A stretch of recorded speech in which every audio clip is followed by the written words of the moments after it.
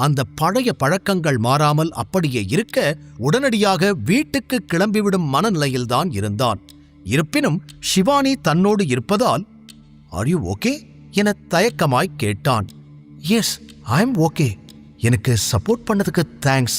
And sorry, லஞ்சுக்கு கூட்டிட்டு வந்து என்னாலேயே பிரச்சனையாகிடுச்சு. வேணும்னா நம்ம இன்னொரு ஹோட்டலுக்கு போய் சாப்பிடலாமா? நான் கேட்ட உடனே ட்ரீட் தரேன்னு சொன்னீங்க. ஆனா பாருங்க, அதுக்குள்ள இப்படியெல்லாம் ஆயிடுச்சு" என்றாள். சர்வாவுக்கு பெருமூச்சுதான் வந்தது.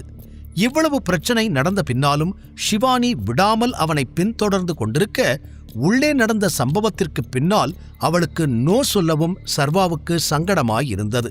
எனவே வேறு வழியில்லாமல் இன்னொரு ஸ்டார் ஹோட்டலுக்கு அவளை அழைத்து வந்தான். அந்த ஹோட்டலின் பெயரை பார்த்ததுமே ஒரு நிமிடம் தயங்கி நின்றான். அந்த ஆடம்பரமான ஹோட்டல் ஆதிசேஷன் குரூப்புக்கு சொந்தமானது. அவர்களுடைய குரூப்புக்கும் ஆதிசேஷன் குரூப்புக்கும் பெரிய பகை இருப்பது விக்ரமனின் மூலம் ரீசண்டாக தெரிந்திருந்தாலும் அவனுக்கு ஆதிசேஷன் குறித்து பல விஷயங்களை தெரிந்து கொள்ள ஆர்வமாக இருந்தது. ஒரு பக்கம் அந்த ஹோட்டலுக்குள் செல்ல வேண்டாம், தேவையில்லாமல் பிரச்சனை வரும், உடன் ஷிவானியும் இருக்கிறாள் என்று அவன் மனம் எச்சரிக்கை செய்தாலும், ஒருவேளை ஆதிசேஷனை இங்கு மீட் பண்ண வாய்ப்பு கிடைத்தால் என்று யோசித்தவன் தைரியமாக ஷிவானியுடன் உள்ளே சென்று விட்டான். அவர்களுக்கு டேபிள் கிடைத்ததும், இப்பவாவது உங்களை பத்தி என்கிட்ட முழுசா சொல்லுவீங்களா மாட்டீங்களா? நானும் கேள்வி கேட்டுக்கிட்டே இருக்கேன், நீங்க அதை கவனிக்காத மாதிரி அவாய்ட் பண்ணிக்கிட்டு இருக்கீங்க என்று ஷிவானி ஓட்டை ரெக்கார்ட் போன்று அதே பேச்சை தொடர, சர்வா அங்கிருந்த தண்ணீரை குடித்தபடி, என்னை பத்தி பெருசா சொல்லிக்க எதுவும் இல்லை என்று அவளோடு பேச்சுவார்த்தையை சர்வா மொத்தமாக கட் பண்ண, அவன் கவனம் அவர்களுக்கு பக்கவாட்டில் அமர்ந்து சாப்பிட்டுக் கொண்டிருந்தவர்களின் பேச்சில் திசை திரும்பியது. அங்கு ஒரு கேங் பார்ட்டி பண்ணி கொண்டிருந்தது. அதிலிருந்த ஒருவன், "ஆதிசேஷன் தான் இன்னி தேதிக்கு நம்பர் 1 டான். தமிழ்நாட்டில் மட்டும் இல்ல, மொத்த இந்தியாவிலையும் பெரிய அண்டர்வேர்ல்ட் லீடரா மாறிக்கிட்டு இருக்காரு" என்று சொல்ல, "ஆமா, டைகர்ங்கிற பேரு எப்போ அண்டர்வேர்ல்ட்ல இருந்து மறைஞ்சு போச்சோ அவங்களோட மொத்த குரூப்பும் வீக்கா மாறிடுச்சுன்னு நானும் கேள்விப்பட்டேன்" என்று இன்னொருவன் சொல்ல, டைகர் என்ற பெயரை கேட்டதுமே சர்வாவின் காதுகள் ஷார்ப்பாக மாறிவிட்டது. "இல்ல, டைகர் காணாம போகல. டைகர் இப்பவும் உயிரோட தான் இருக்காராம். அவர் கண்டிப்பா திரும்பி வருவாரு" என்று ஒருவன் நிதானமாக சொல்ல, அதை கேட்டு மற்ற அனைவரும் ஒரு நிமிஷம் அமைதியாகி விட்டார்கள். ஜானி, அமைதியா இருடா, இதுக்குதான் அதிகமா குடிக்காதன்னு சொன்னேன். இப்ப பாரு, பைத்தியம் மாதிரி என்னென்னவோ உளறிட்டு இருக்க என்றவனை அவன் நண்பன் திட்ட, "நான் உளறல, உண்மையத்தான் சொல்றேன். டைகரை எந்த காலத்திலையும் ஆதிசேஷன் கூட கம்பேர் பண்ணாதீங்க. Tiger is not a word, it's an emotion. He is a world class boss." என் அப்பா சொல்லிருக்காரு, எப்பவும் அவங்க தான் எல்லாருக்கும் பாஸ். ஆனா இந்த ஆதிசேஷன் அவர் கால் தூசிக்கு கூட வர முடியாது. சீக்கிரமே டைகர் திரும்பி வர்றப்போ இங்க இருக்கிற எல்லாம் தலைகீழா மாறும். அப்போ நான் சொல்றது உண்மைன்னு உங்களுக்கு புரியும் என்றவன் முழு போதையில் கூற, இதை கேட்டுக்கொண்டிருந்த சர்வாவின் பின்னந்தலை ஒரு நிமிடம் சிலிர்த்தது. அவனை எட்டி பார்த்தான். 20 வயதில் பணக்கார காலேஜ் ஸ்டூடெண்டாக தெரிந்த ஜானி இன்னொரு லார்ஜ் லிக்கரை உள்ளே தள்ளினான். அவன் பேச்சில் தெரிந்த உறுதி சர்வாவை ஈர்த்தது. அப்படி இந்த ஜானி எதற்காக தன்னுடைய ஹவுஸ் ஆஃப் டைகர் குரூப்பின் மீது இவ்வளவு நம்பிக்கை வைத்திருக்கிறான்? அப்போது, என்ன இருந்தாலும் டைகர் டைகர் தான். இந்த மொத்த இந்தியாலையும் அவனை மிஞ்ச யாருமே கிடையாது என்று மீண்டும் கூறினான் ஜானி. அவன் அதை சொல்லி முடிக்கும் முன்னர் அவன் வாய் மீது கை வைத்து பேச்சை நிறுத்திய இன்னொருவன், "டேய், பார்த்து பேசுடா, ரொம்ப டைகர் பெருமை பேசிக்கிட்டு இருக்க, அதுவே நமக்கு ஆப்பாகிட போகுது" என்று சொல்ல, இதை கேட்டு சர்வா லேசாக சிரித்து கொண்டான். "சரியா சொன்ன, நாம யாரோட இடத்துல இருக்கோன்னு தெரிஞ்சும் நீ தேவையில்லாம டைகரை பத்தி ஓவரா பேசிக்கிட்டு இருக்க.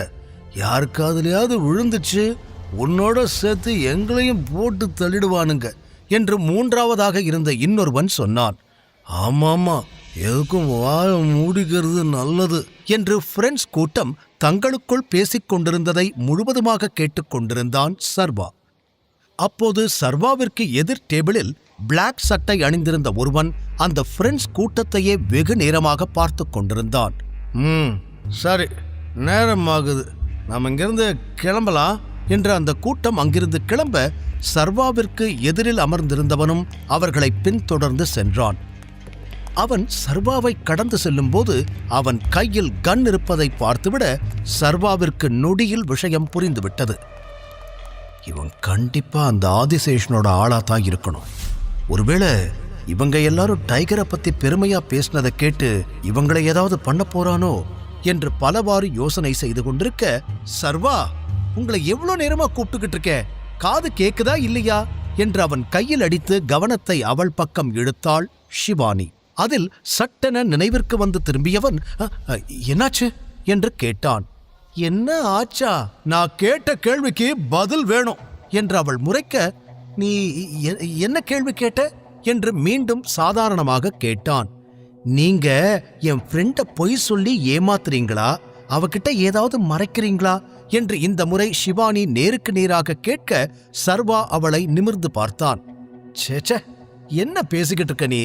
நான் எதுக்காக வேதிகா கிட்ட பொய் சொல்ல போறேன்? வந்ததிலிருந்து நீ தேவையில்லாத கேள்வியா கேட்டு ஏன் என்ன நோண்டிக்கிட்டே இருக்க என்று எரிச்சலோடு சொன்ன சர்வா, ஓகே, இப்ப நான் கிளம்பணும், எனக்கு ஒரு முக்கியமான வேலை இருக்கு, சீக்கிரம் வரலனா வேதிகா கோச்சுப்பா. யூ நோ வாட், அவ என் மேல அவ்வளோ பொசசிவா இருக்கா, நான் கிளம்புறேன், பாய் என்று சர்வா இடத்தை விட்டு எழுந்திருக்க ஷிவானி சத்தமாக சிரித்தாள். உங்க மேல வேதிகா பொசசிவா இருக்காளா? நான் என்ன லூசா நீங்க சொல்றதையெல்லாம் நம்புறதுக்கு? அவளுக்கு உங்களை பார்த்தாலே பிடிக்காது.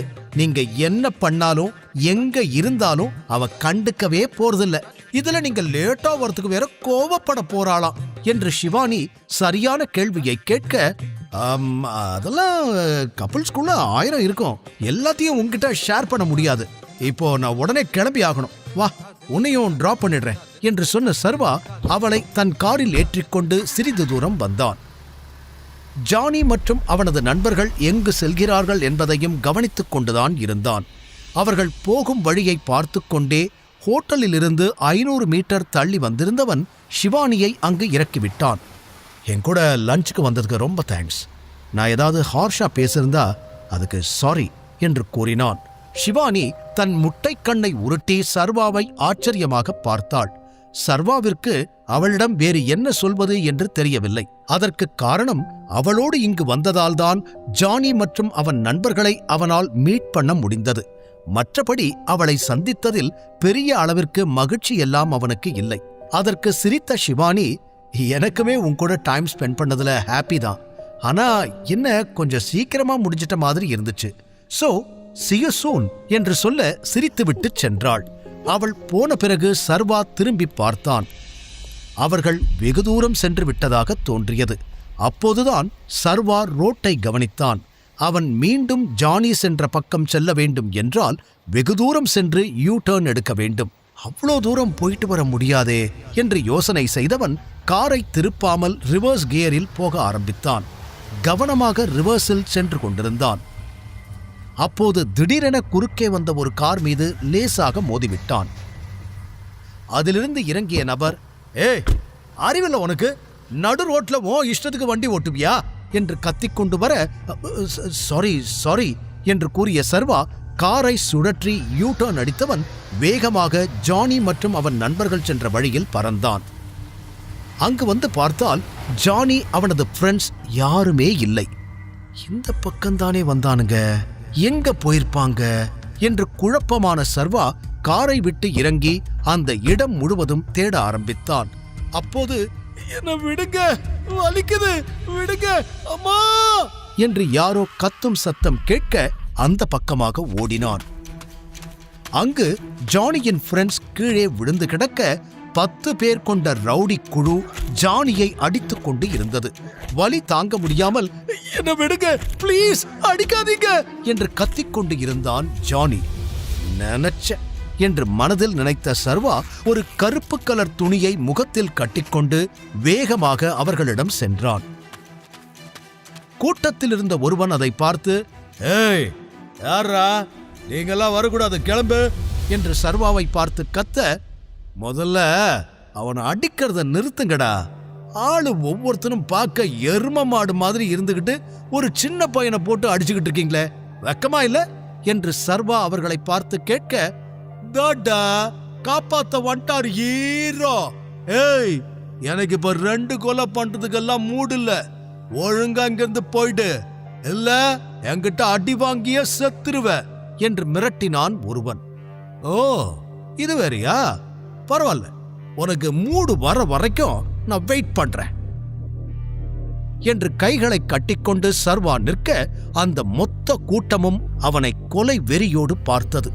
அந்த கூட்டத்திற்கு லீடர் போல இருந்த கருப்பு சட்டைக்காரன் முன்னால் வந்து, ஏய், மனசுல என்ன பெரிய ஹீரோ நண்பா, மூஞ்சில கச்சிப்ப கட்டிட்டு வந்துட்டு சீன் போட்டா நாங்க பயந்துடணுமா? நான் காண்டார்த்துக்குள்ள போயிட்டு இல்ல இவனோட சேர்த்து உனக்கு சமாதி கட்டிடுவேன் என்று விரலை நீட்டி எச்சரித்தான். அதையெல்லாம் கண்டுகொள்ளாத சர்வா மொத்தம் எத்தனை பேர் இருக்கிறார்கள் என்று கவுண்ட் செய்துவிட்டு அடி வாங்கி கிடக்கும் ஜானி பக்கம் திரும்பி, டே தம்பி, உன் பேர் என்ன என்று கேட்க அவன் ஜானி என்றான். ஜானி, நீ என்ன பண்ற? மார்ச்சுரிக்கு போன் பண்ணி ஒரு 10 பாடி வந்துகிட்டு இருக்கு, உடனே ஸ்ட்ரெச்சர் மத்த ஏற்பாடெல்லாம் பண்ணுங்கன்னு சொல்லு, நாம கொஞ்ச நேரத்துல இங்க இருந்து போயிடலாம் என்று சிறிதும் பயமில்லாமல் கெத்தாக சர்வா கூற அந்த மொத்த கூட்டமும் அவனை அடிக்க பாய்ந்தது. அடுத்த நொடியிலிருந்து சர்வாவின் அதகளம் ஆரம்பித்தது. தன்னை அடிக்க வந்த ஒருவனை அருகிலிருந்த சுவற்றில் விசிறி அடித்து அவன் மண்டையை உடைத்தான். முழு கதையையும் கேட்டு மகிழ பாக்கெட் FM ஆப்பை டவுன்லோட் செய்யுங்கள். லிங்க் டிஸ்கிரிப்ஷனில் கொடுக்கப்பட்டுள்ளது.